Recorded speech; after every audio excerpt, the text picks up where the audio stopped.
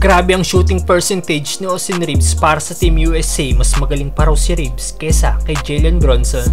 Pero bago yan, Stephen Curry nagbanta na para sa paparating na season.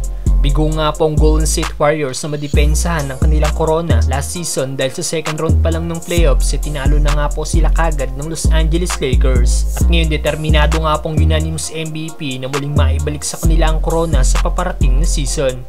Hindi na nga rin po pabata ang victory ng Warriors na sina Clay, Steph at Draymond na mga nasa 30s na rin, lalo na si Steph na 35 na.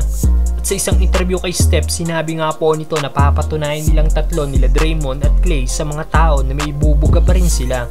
Ayon pa sa 2 times MVP, sila na daw ang manunugis ngayon. Hindi gaya last season na sila ang hinahunting. Just 3, core guys trying to, keep proving people wrong that we still have what it takes. So we're in that season again. Like we're the hunter now, not the hunted. And magawa nga kayang maibalik ng Warriors sa kanila ang kampyonato, mga brother. Samantalang Austin Reaves, grabe ang shooting percentage sa Team USA.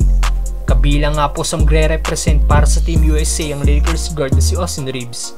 Patuloy nga po sa pag-elevate ang laro ni AR-15 na kahit sa international stage ay nagdodomina ito. Naglalaro bilang coming off the bench si Reaves sa Team USA, pero kahit ganon, maganda nga pong numero nito, averaging 11.4 points, 2.4 rebounds at 2.2 assists per game. Pero grabe nga pong shooting ni AR na merong 60.6% sa field at 57.1% naman sa 3-point area. At nag-average nga lang po dito ng 16.8 minutes playing time si AR-15. Paano na lang kaya kung magkaroon ito ng 32 minutes playing time next season? Sigurado mag-average ito ng easy 23 points per game para sa Lakers. At ayon nga din po sa mga eksperto, mas magandang fit daw si Austin Reaves para sa Team USA kesa sa star player ng Knicks na si Jalen Brunson. At isa daw si AR-15 sa top 5 player ng Team USA ngayon kasama sina Tyrese Haliburton, Anthony Edwards, Michael Bridges at si Jaren Jackson Jr. Anong masasabi nyo dito, mga brother?